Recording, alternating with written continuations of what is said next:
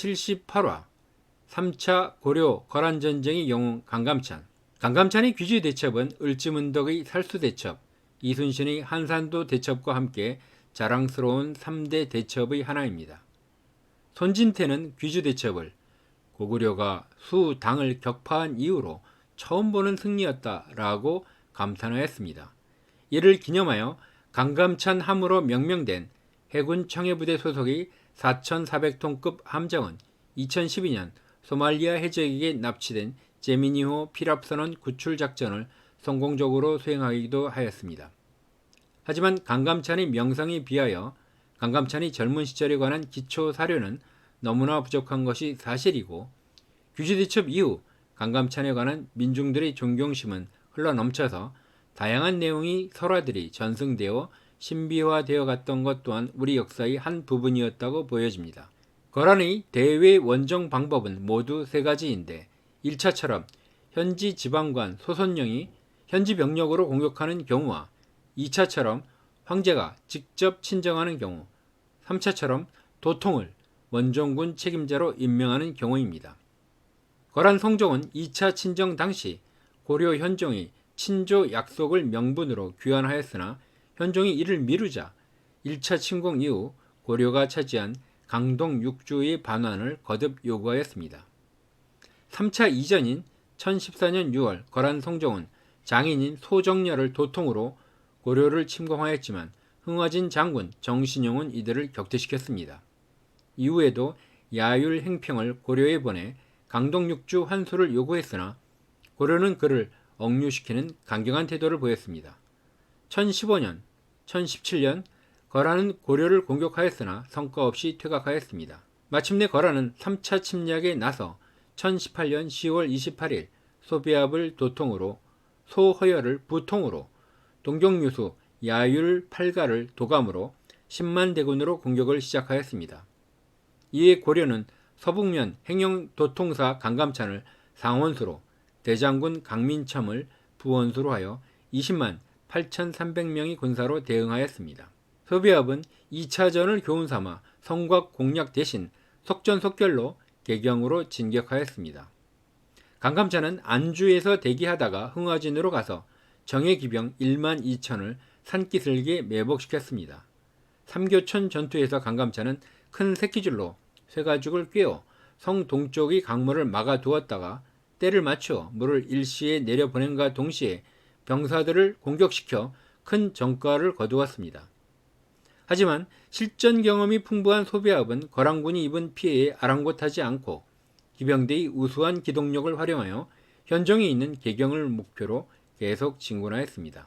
이에 강감찬은 김종현에게 비병 1만 명을 주어 추격을 명령했고, 고려를 멸망시키려는 소비압과 고려를 지키려는 김종현과의 추격전이 펼쳐졌습니다. 도중에 강민첨은 그들을 추격하여 내구산 일대에서 거란군을 기습하였고, 평양 마탄진에서는 조원의 군대가 거란군 만여 명을 무찔렀습니다. 거란군은 계속 진군하여 개경 인근까지 이르렀습니다.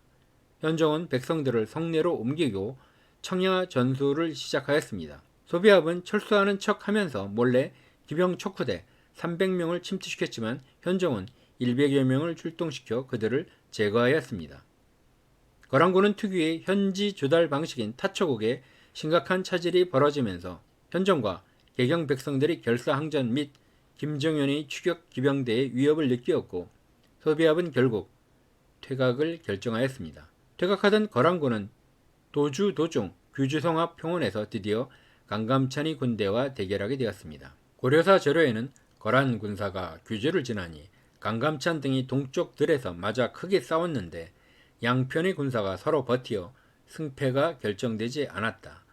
김종현의 기병 1만이 지원하러 왔는데 갑자기 비바람이 남쪽에서 불고 깃발이 북쪽을 가리키자 우리 군사가 형세를 타서 분발하여 치니 저절로 용기가 났다. 거란 군사가 패하여 북쪽으로 도망하니 우리 군사가 뒤쫓아 쳐서 석천을 건너 발령에 이르렀다. 거란군은 살아 돌아간 자가 겨우 수천 명뿐이었으니 거란 군사의 패전함이 이때와 같이 심한 적은 없었다고 적혔습니다. 귀주에서의 승리는 결코 쉽지 않은 전투였습니다. 김종현의 기병이 오지 않았으면 승리를 장담할 수 없는 상황이었습니다. 이제까지의 고려군이 벌였던 기습작전과는 달리 귀주대첩은 평지에서 거란의 기병대와 전면전을 펼친 것이었습니다.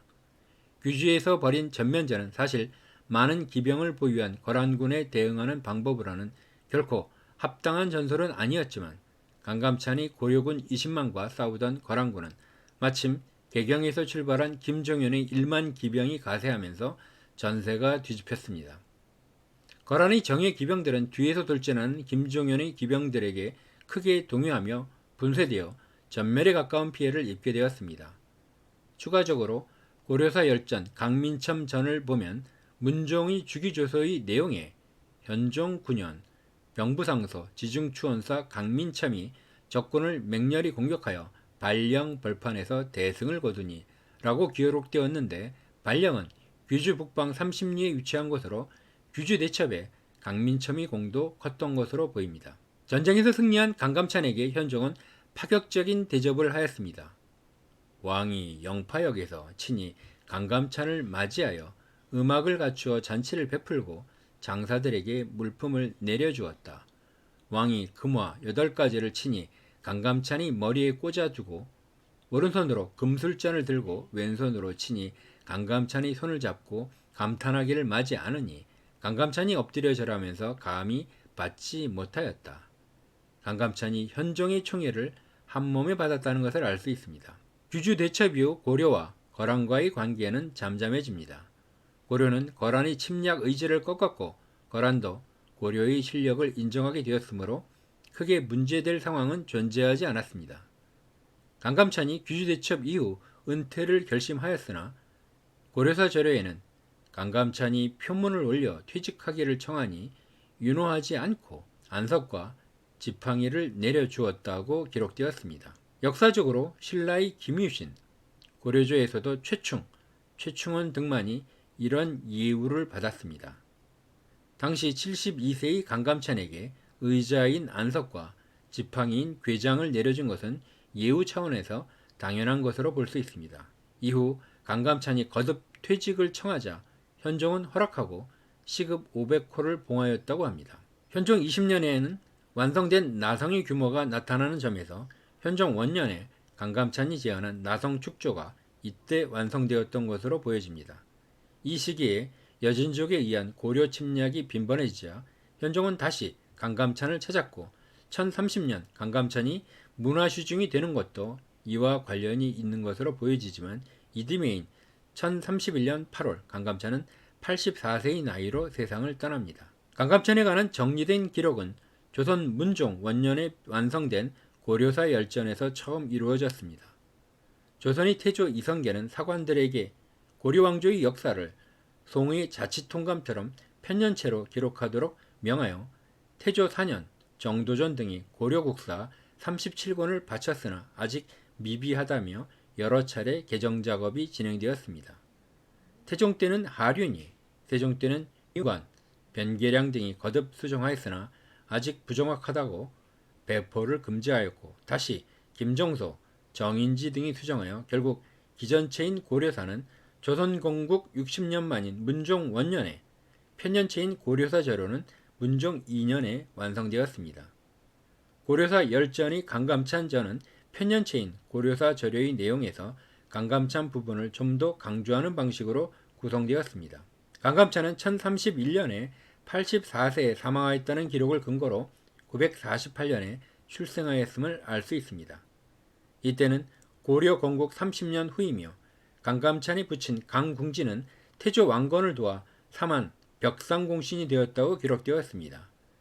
태조 왕건은 건국 후 태조 4년에 기념관을 세우고 건국과정에 공을 세운 공신들의 초상화를 그 벽에 그려 공을 기렸는데 벽상공신이 바로 그 대상으로 강궁진이 후삼국 통일에 상당한 공을 세웠던 것으로 보여집니다. 강감찬 가문은 이를 배경으로 중앙정계에 진출하고 명성을 떨친 것으로 보입니다. 강감찬은 36세인 성종 2년 12월에 최숙로가 감독을 맡은 과거시험에 응시하여 장원으로 합격하였습니다. 성종 2년에는 5월에 왕융이 지공고를 맡아 최행원 등 5명이 선발되었는데 같은 해 12월에 거듭 과거가 실시된 것은 이례적인 일입니다. 이는 고려 역사에서 성종 2년과 충렬왕 6년에만 있었던 매우 드문 사례라고 합니다. 강감찬은 젊은 시절부터 공부를 좋아하고 기발한 지략이 많았음에도 불구하고 다소 늦은 나이인 36세에 합격하였습니다.